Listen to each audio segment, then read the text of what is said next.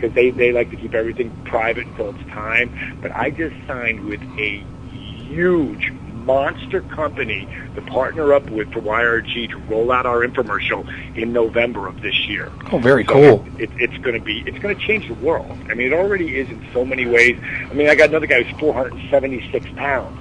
That sounds like the guy sitting to my left. If you guys can look at the website. We have a webcam aimed at us, DDP, and my broadcasting partner who owns an independent wrestling promotion.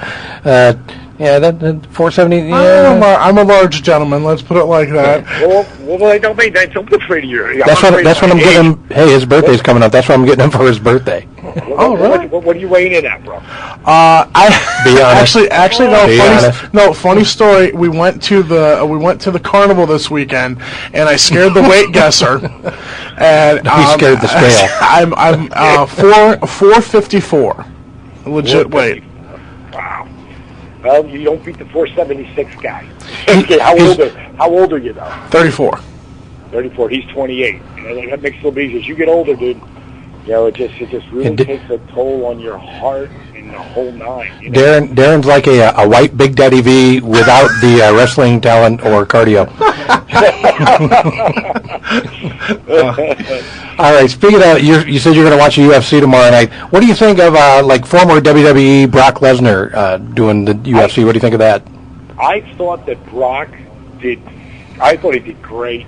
I thought he just one small mistake. That's it. It was like a diamond cutter. Yep. One small mistake. That's all it takes, and bang, and that guy rolled him up because he's a world. He was wrestling, or let's just say fighting. He was fighting one of the top guys in the world. He was killing that guy until he left that ankle hanging out. Ass. He was destroying him. I know Brock pretty well. I got to know him come in. He has an incredible confidence, and he has a work ethic second to none. Do I think Brock will be a champion? Absolutely. Oh yeah, he'll learn from that. I mean, even it wasn't just wrestling. The second knockdown of Mir was a straight right hand. It was a strike. Oh, absolutely. The second knockdown, he just pounded him. I'll tell you what was really sweet too, though, because Brock knows how to use this. The people hate him. Exactly. Because he left. A lot of it has to do with him. He's a heel. The way he did, and he will use that. And eventually, he will be loved. Yep. And he'll do great because he knows how to embrace the heat and the love. So he's a very smart guy, and I expect really big things from him. And I'll tell you the truth, I like the UFC better than wrestling now. There's certain guys I love to watch, like Randy Orton, one of my favorites. I think Randy's one of the best hands on the planet. And people say, ripped off your diamond cutter. No, dude, I gave him the diamond cutter. Oh, for the RKO. I called him up and told him, Randy, I want you to do this. He was like, see, I can't do that. That's yours, man. And you came up with that. I was like, Randy, I said, I'm done. He's really quick with it, too. Yeah, and I'll tell you what, as soon as a lot of people said, yeah, but he don't do it like you do. And I said, yeah, today he does it. But I'll tell you when you'll see Randy end up doing it like I did it, when it's time for him to turn babyface. Because when you catch a diamond cutter out of nowhere, he's already done it a few times. Yes. But he normally does this setup. When he starts to catch it out of nowhere, there's no John Cena. There'll be nobody. Like Randy will be the hottest guy on the planet. The best RKO I ever saw him do, he was working with Carlito. And Carlito was trying to do a springboard move off the ropes, and Orton caught him in midair with it. It's awesome. Yeah, it's awesome. Plucked him right out of the air and just blam. But when he really comes up with all the thing, I had 100. There's a great YouTube video some kid made called "Everybody Gets Diamond Cutter." And if you really watch that, you'll see, you can tell because I got pink and green short tights on in the beginning. Then it goes to the black patent leather ones I had. That was like early '96, middle of '96. It wasn't even in the '97. And it's all job guys. Wow. Except for a Bagwell here and there. But watch the crowd react when I hit the move. They jump off their seats. I was beating nobody. That's what got Diamond Dallas Page over. The move. A move that came out of nowhere and a hand sign that identified with him. People want to be a part of the show. And that's what made it, that's what was so important. That's how I could prove, and they couldn't keep me down any longer. They had to give me a little bit of a push. Yeah, it's a little bit more of a push. That's what you get, one hook that gets the fans, and bam.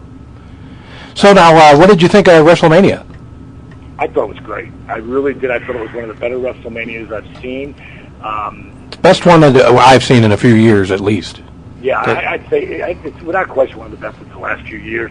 I like the one that I was in, because I loved that match that Hogan and Rock had. I thought that was great.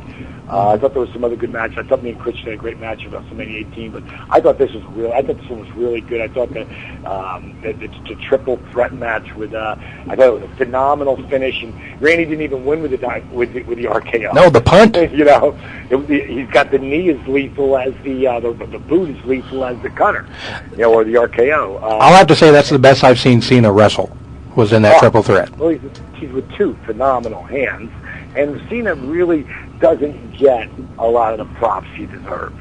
Because the guys just want to hate him. If that guy in a match turned and the ref was like, if you had him in a turnbuckle and he started punching him, and the ref went in to push him off a couple times, and he turned around and booted that ref in the face and turned himself heel, the fans would love, the guys who love him would love him, or mostly girls and women. Exactly. But the guys would love him because John Cena's a very cool cat. I'm amazed they haven't turned him heel yet, because the way the male fans react and boo him and do the whole Cena sucks, that's where they turned The Rock back to heel, was because the fans started after the Hogan thing. But Rock wasn't the number one selling merchandise. That's Darren. It's just my partner Darren. That's exactly what he says. The reason Cena doesn't get to be heel is because he sells too many T-shirts.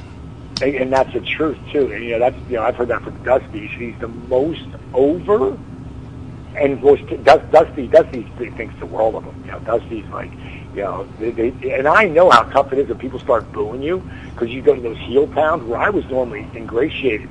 But there was points in some places, like when I went to, I was wrestling against Hogan, and Hogan's a god in Canada, and the fans were, I'd just come back from doing the movie Ready to Rumble, and they were like booing me and stuff, like they do to Cena. And I wouldn't say the whole press, but about 50% of it. And I turned myself heel, because I didn't know how to, deal with that, because I loved being a heel anyway. Yeah. So it didn't really matter to me. But then when I went back to where I was, like in Chicago, they loved me. Birmingham, they loved me. So then I couldn't get them to boo me.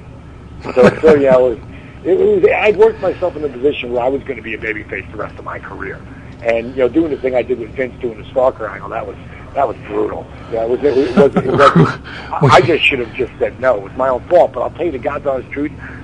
In retrospect, I'm glad everything happened exactly the way it is, because if you knew how many offers I've had for YRG and how to make it, do an infomercial, I'm talking about with monster companies that would have really just taken pretty much everything, and the deal that I ended up with was unprecedented.